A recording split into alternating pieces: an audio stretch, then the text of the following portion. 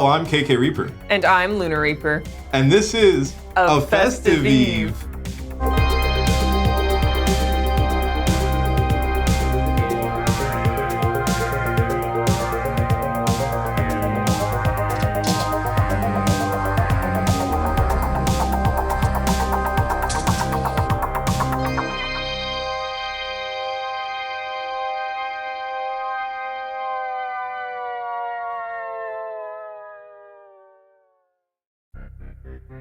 This evening, we will be reviewing The Mean One, a horrific and hilarious parody of the Christmas classic The Grinch. Cindy, you-know-who, finds new purpose years after the murder of her parents by the holiday-hating monster, when the slashing starts up again in town. It is up to her to stop this beast and save Christmas for everyone. But first, the horror news.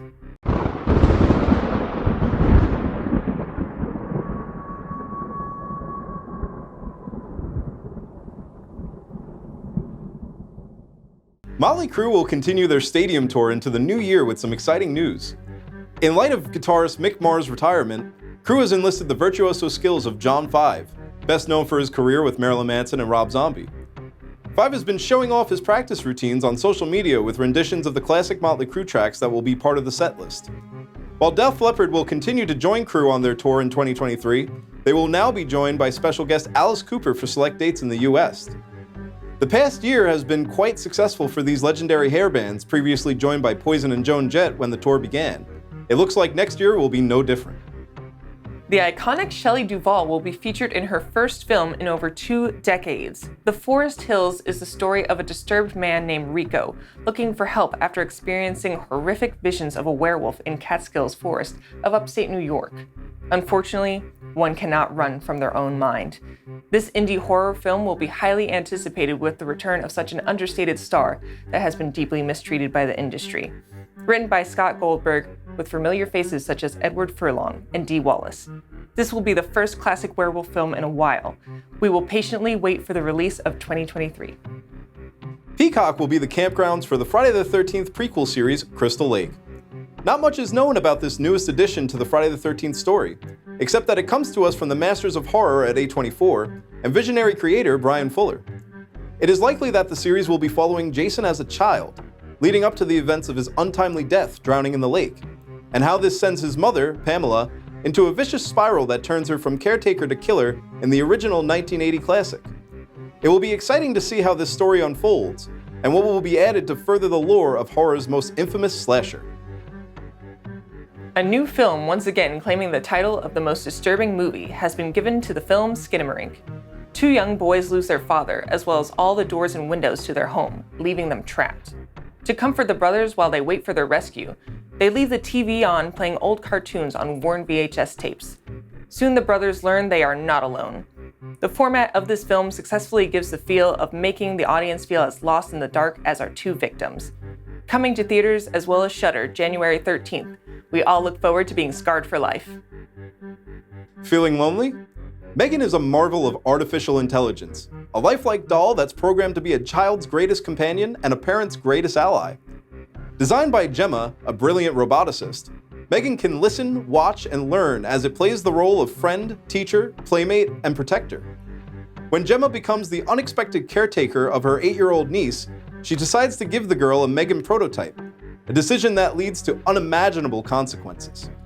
You can check out Megan as she dances, crawls, and slashes her way to the big screen on January 6th, 2023.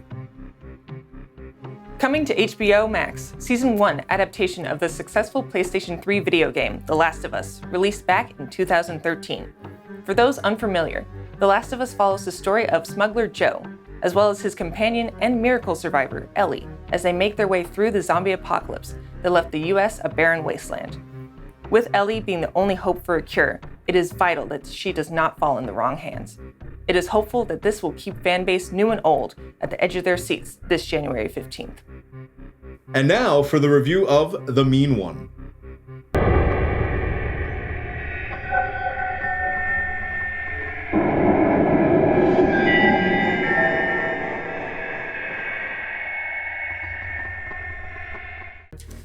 Alright, I think we have to preface this one first and foremost by saying that you should always support indie horror. Yes. Because it won't thrive without you. And this is a movie that we would see again. In a heartbeat. Very entertaining. Bring friends along for sure. It's a lot of good laughs in this one. Partake in some mistletoe beforehand. Some mistletoe, some eggnog. Oh yeah. Bring it with you. Oh, absolutely. If you're 18 and older. Yes. So I would say that conceptually, the idea of parodying the Grinch as a killer went over very well. Yeah. You know, I like what they did with the character. They still kept with the theme of Whoville, even though they changed everything around a little bit. There were no really like who's. Just people. Humans. Yeah. Humans. But even with that, you know, when we saw the trailer, we first looked at that and we thought, well, it's not really the Grinch. Yeah. But that is kind of what they were going for. You know, they made the Grinch the mean one. They avoided all sense of copyright, but they did it very, entertainingly. It had a lot of a good comedic timing with that when they did. Well, they did a lot of those things. Yeah. Dr. Zeus. Yes, right. They call me Zeus. Some people call me Dr. Zeus. Mateus Zeus or something like that, and he was like, they call me Doc. Yes. It made me audibly go like, yeah. They did it. They said the thing. And the same thing when our heroine of the story and this Doc character, who is the town crazy, I guess, who knows of the Grinch, and the Grinch killed his wife early on. And so they team up because she's seen as the crazy one. She comes back to town to deal with her past trauma of the Grinch killing her mother. Yes. And so she teams up with this guy after the Grinch kills her father. Spoilers. They have that interaction at the bar when he's like, some people call him and it's like, Finch. Drinks for Mr. Mike Finch. Last call for Mike Finch. Stuff like that was, very entertaining, that it poked fun at itself. Yes. I don't know. There was a couple of other ones that I can't remember off the top of my head. Do you remember? There was one specific scene when the two of them where Cindy and the love interest were having just a moment, and for some reason they just looked at each other deep in the eyes and they said some off-brand version of like Dahu Dore. Oh yeah. That was one that I was like, that was the copyright avoidance that ended the film. That was the climax of everything. Oh, it was. Yeah, that was the last thing. That's why it stuck. But yeah, that's the thing that I think kind of killed me inside a little bit with this, was that the storyline was very funny, very entertaining. They did well with transitioning the Grinch into a horror character. Mm-hmm. But, and again, indie horror being indie horror, it's a great thing, but it feels like a lot of, like you actually mentioned this before, and the more I thought about it, the more I was like, yes, this makes a lot of sense. David Howard Thornton killed as the Grinch. He did a phenomenal job. It feels like they put all the money into him. Right, yeah. And so, when you get to these kills, and it's in that Terrifier sense, because it is David Howard Thornton. Right. And he has that very, animated motions and stuff with his nonverbal characters. Yes. And the kills felt like they were trying to go in that direction. It felt like it was trying to do like Christmassy Terrifier. I see. Well, that's what I wasn't sure if it was going to put me or not, because the reason why we all loved the Grinch, even the live action one, was his quippy remarks, sarcasm, just like, just sassiness in general over like the bother of Christmas and all that stuff. So I wasn't sure if I was going to like a mute Grinch and get that feel from it, but obviously this is a more animalistic Grinch. This is more of like just monster that lives in the hills that emerges once a year. Yeah. That I didn't hate, but the thing that got me was, you know, if we're gonna watch horror, we're gonna watch horror, even as tacky as kills can be, even as like corn syrupy blood as they can be. I still want to see them. So when the action took place, and then you'd think you were gonna see something cool, you thought you were gonna see some eyes gouge out or like a head get bashed in, and then it would just go off camera. Like everything was just up to the imaginations, which I don't hate all the time, but like for every scene, like I don't think there was a proper visual scene except for when did we see the dad get his eye you did kind of. out? I mean, again, it was a CGI, but I mean, it was CGI, but it was probably the best CGI of the film. Right. That was like the main effect, I feel like, that they put a lot of effort into, as far as kills go. Got it. So yeah, so you do see the eye, you know, get pierced through by, I forget what he used. It was like one of those wood, the fireplace Oh, pokes. like a poker, yeah. And it comes through the glass of the window, the door, rather, at the top there. So, I mean, that, you know, like, it had cool kills, and it had cool, like, ideas for kills.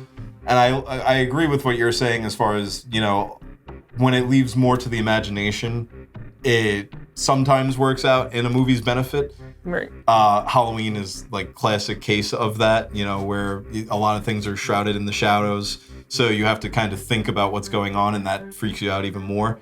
But this film wasn't really set up to be that way, you know, because a movie that doesn't take itself, a horror movie that doesn't take itself that seriously like that, needs a little bit over the top guts and gore to really sink in that entertainment factor. It's a holiday parody movie. Like, it's not a serious thing to begin with. Right, exactly. But that's, you know, that aspect, I mean, especially I think the biggest kill count in that film was the SantaCon, when they're all going into the bar together. And most of that, if not all, was done with CGI blood that was layered over the film, like, directly here. Yeah. And very obviously, So, you know, at the very bare minimum, buy a gallon of blood from Party City for $30 and just splatter it everywhere. Yeah. You know, I almost feel as though maybe some of the locations too were just like, yeah, we don't want that all over the place. Probably. Because even the scenes where, you know, there could have been, there was that little jukebox set up in the bar and blood kind of splatters onto it from like just a scene out of the way. And even that was CGI blood on the, layered over the actual scene. It's like, maybe they just didn't want to deal with the mess, but, I would have taken, personally, I would have taken some liberties with that and been like, listen, I'll buy another jukebox for you if you just give me that one little splatter. So yeah, and I don't want to keep comparing it to Terrifier because, I mean, I know it's not, but the fact that you have David Howard Thornton doing such an amazing job with the miming that he does for his voiceless characters like this, and again, just the campiness of the film, I do feel like that should have been the thing that takes precedence over everything else, like just the splatter. And I think that's, I mean, yes, David Howard Thornton being in there, like, just kind of gives that impression and assumption since he is at such a height in his career, but even in general, just indie horror. Like, it's just a thing to be expected. Like, if, you're not gonna have these other big names, if you're not gonna have these big sets, these big budgets, like, make it gross, make it cheesy, make it tacky, make it just messy. Yeah. And it could have been messier. Not that we didn't enjoy what was going on, but, like, we could have seen some just, like... Well, that's one that I would give it credit to, the fact that even though it wasn't necessarily done on screen, you can assume what the creators were going for. Yeah. It wasn't like totally like you weren't looking at a scene thinking like I have no idea what's going on. Right. You kind of got the gist of it. And there was like I said, the eyeball shot, and I think the mare getting her head slammed in the car was pretty good. And I like the one woman from the SantaCon in that, I don't know if it was like a grinder or food processor or like a dishwasher. I think it was like a fryer. Okay. Because I think it was steaming as when he put her in there. I couldn't tell if that was like a grinding sound or a sizzling for a bit, but that one. Yeah. Good stuff. Yeah, stuff like that definitely did well. I just, it's whether or not you have the people that have the know-how, I guess is really what it comes down to. But I just know that even effects for something like if they were to pull her out of the vat and show her all, I mean, all it takes is a little bit of latex, a little bit of fake blood, and a little bit of, like just have face a nose paint, like sliding down. Yeah, right. Well, like stuff like that's a little bit more advanced. I can kind of understand not being able to get that, but like even just like I said, like basic layer latex, pull the latex a little bit, you'd get that bubbly effect, and it works well.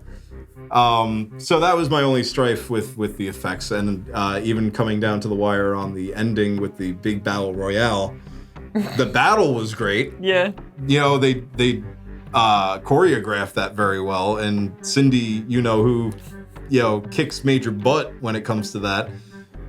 I love the idea of using the ornaments as Molotovs. Yeah, classic. But, as she learned during her intense montage of her progressing. Right. Freaking like beating up G.I. Jane. beating up the Grinch punching bag and all that. Beautiful. But the house on fire was very much like stock footage flames and layered over this film. Which I can like those things. I can like stuff like that. Like those flames that you're like, okay. Yeah, right. All right. That's what, again, it's still entertaining in its own right with the way that they pursued it. Because it you get the entertainment from that indie horror aspect of it. Yeah. We talked about the cave. The cave as the setting is like, 2 feet in, and you just see the same rotating clip of the the background. Yep. So it's even that adds a layer of entertainment if you can appreciate it for what it is, which is low budget horror. I feel like things like this can only get better just because even though horror is not becoming more palatable, it's still becoming more popular. And I feel like people are going to want to dive into the indie horror scene even more so because everyone loves to be involved in something underground, unknown. And I feel like that will eventually translate over to these budgets that indie horror probably hasn't seen ever, which I think will always make things like this either like small or just very niche or just temporary, either for the holidays or something like that. I feel like these films can only get better as far as quality and stuff goes, where I feel like it can only go up from here. Yeah, I would definitely agree with that. I really do think, and I know that we hype up Terrifier like hell, but I love it. Yeah, but I do think that it really set the stage for this genre to thrive. Absolutely. Because Terrifier, did so well on Netflix that Bloody Disgusting gave it a budget, like what you're describing. Yeah. And so Terrifier 2 just burned its pathway through the genre. And now we're seeing this surge in indie horror just with, The Mean One. They have the Winnie the Pooh Blood and Honey coming out soon. Oh my gosh. And, a wide array of different titles. I mean, I would consider Skinamarink.